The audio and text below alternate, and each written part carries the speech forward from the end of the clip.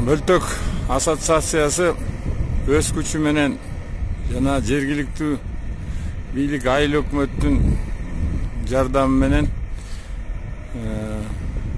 дыйкандарга суу берүүчү суткалык суу сактагычты тазалашып атат. Техника болсо сол биздин Бакай айылынын тургундарыныкы. Экскаватор Бакай алыш суу пайдалануучулар ассоциациясынын бирикмеси келген экскаватор өздөрү майлоочу күйүүчү майларды таап ошол чоң жумушту баштап иштешип атат.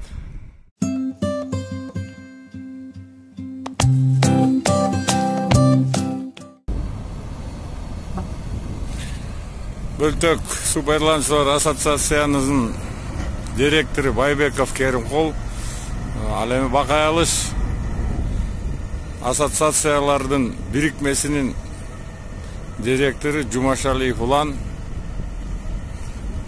ушул азаматтардын уюштурган иши жазгы дыйкандардын фасолу чыкканча ушул көлдү тазалап, азыр жаңы сүйлөштүк.